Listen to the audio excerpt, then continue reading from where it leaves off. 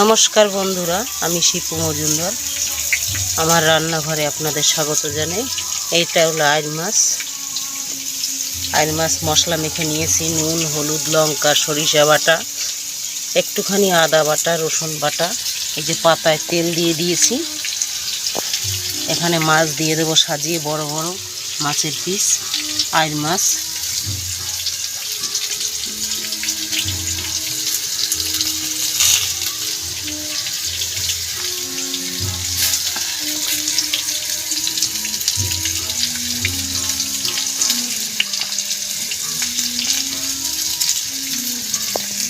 মাছ সাজানো হয়ে গেছে। এখানে আমি আলু কষাতে দিয়েছি, পটল চিংড়ি করব।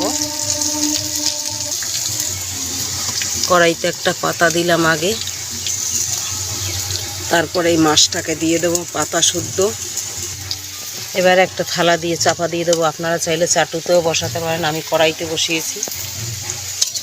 এদিকে আমার আলু কষানো হয়ে গেছে, নামিয়ে নেব।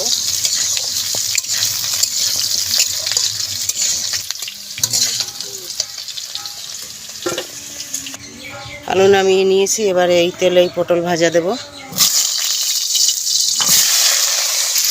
পটল হয়ে গেছে কষানো, একটু লাল লাল করে কষিয়ে নিয়েছি। এবারে তুলে নেব একটা গামলায়। এই তেলে দিয়ে দেবো চিংড়ি মাছ ভাজা, দেবো একটু লবণ, হলুদ দেবো। এবার ভালো করে ভেজে নেব চিংড়ি মাছটা একটু কড়া কড়া করে। চিংড়ি মাছ ভাজা হয়ে গেছে, এবার নামিয়ে নেব।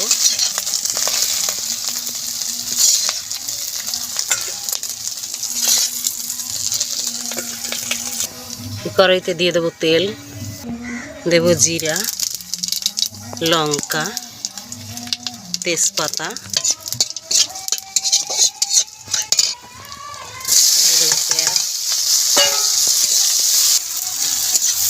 পেঁয়াজটা দিয়ে একটু হালকা ভেজে নেব।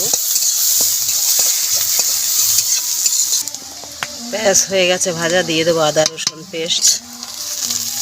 এবার একটা বাটিতে জল নিলাম, নেব হলুদ, দেব লঙ্কার গুঁড়া পরিমাণ মতো।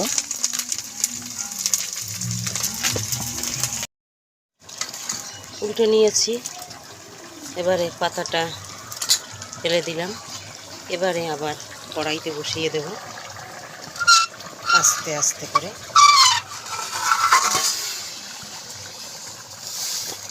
এবারে আবার ভাজা হবে। ওই পিঠ এক পিঠ হয়ে গেছে ভাজা। একটু খুন্তি দিয়ে একটু ঠিক করে দিতে হবে, চারিপাশ থেকে না বেরিয়ে যায়।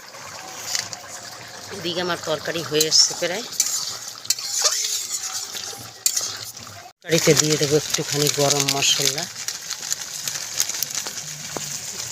একেবারে কিন্তু মাখা মাখা করেছি আমি। আপনারা চাইলে একটু ঝোল ঝোলও করতে পারেন। আমি চিনি ছাড়া করলাম। আপনারা যদি মনে করেন চিনি দেবেন, দিয়ে করতে পারেন।